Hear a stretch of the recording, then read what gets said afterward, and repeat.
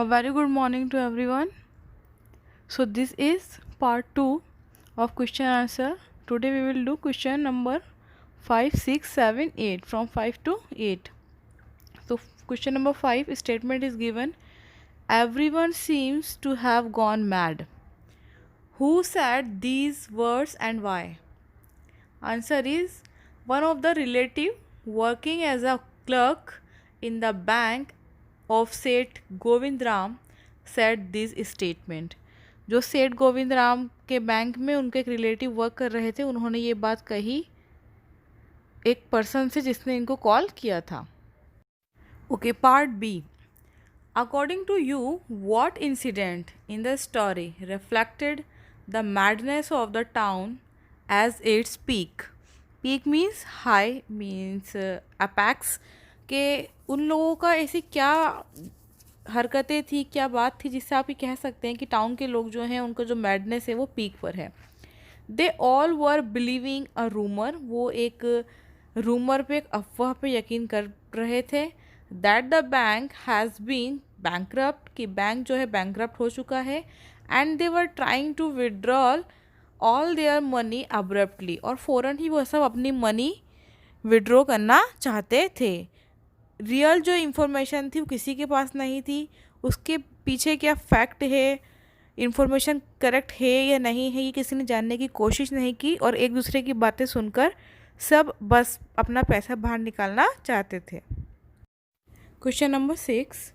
Read para 24 to 30 again and answer these questions. So A part is, do you think the town residents show any concern for workers like Nathu the sweeper boy?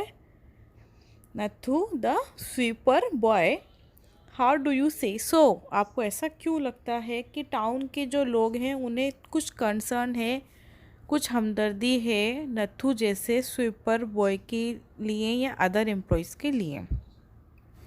Yes, we can say this, that the town people has concern about employees like Nathu because क्योंकि mister Prakash has ready to hire the boy at once.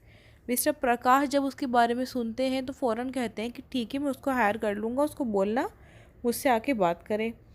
Secondly, Mrs Prakash told about Nathu to her friend. उनको हमदर्दी होती है और वो उसी हमदर्दी के चलते अपनी फ्रेंड को नथु के बारे में बताती हैं कि एक बच्चा है, उसको 2 महीने से पे नहीं मिला. And the most importantly Sitaram. Sitaram जो ऑल्सो एक टाउन का पार्ट है, तो वो फ्रेंड है किसके? नथु के. Try to find out a good job for his friend. तो इन तीनों ही केसेस में हमें यहाँ पर ह्यूमैनिटी, कंसर्न, इंसानियत दिखाई देती है. Okay, question number 6 B part. Who did you think will be more affected by the collapse of the bank? Businessmen like Seth Govind और workers like Nathu? अगर बैंक कोलैप्स हुआ तो उससे सबसे ज़्यादा अफेक्टेड कौन होगा? एम्प्लॉयज लाइक नथु या फिर owner like Seth Govind? Answer, employees like Nathu and all those who have deposited their savings, their money, जिन्होंने अपना पैसा बचाकर अपने मनी बैंक में डाली है. और नथु जैसे एम्प्लॉयज़ जिनका लाइवलीहुड इस बैंक पे डिपेंड करता है, उनकी लाइफ इससे बहुत ज़्यादा अफेक्ट होगी, would be affected by the collapse of the bank. Okay, so this was B part of question 6. A and B both done. Okay, question 7. In your opinion, who was truly responsible for breaking the bank? Was it Nathu, Sitaram, the bank clerk, said Govindram, or the town? Give reason for your answer. आपको क्या लगता है ये bank जो है किसकी वजह से, ये जो बैंक के जो इतना ज़्यादा सारी सिचुएशन क्रिएट हुई है, कौन है इसका responsible? So the main responsible term we can say rumors, right? Rumours truly responsible for breaking the bank, ये अफवाहों की वजह से ही ये बैंक जो है ब्रेक हुआ at last. This story was started just because of a rumour, और ये पूरी कहानी एक अफवाह की वजह से ही शुरू होती है।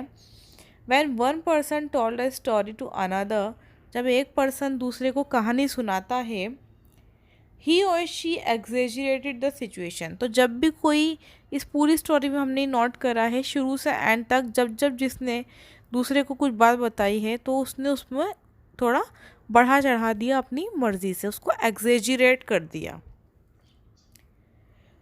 And the real essence of information had been lost, और यही हुआ फिर कि जो इन्फॉर्मेशन का रियल एसेंस था वो कहीं लॉस्ट हो गया, और रूमर्स की वजह से ये bank at last break down हो गया। सो क्लास, यहाँ lesson number 1 question answer up to 7 complete होते हैं।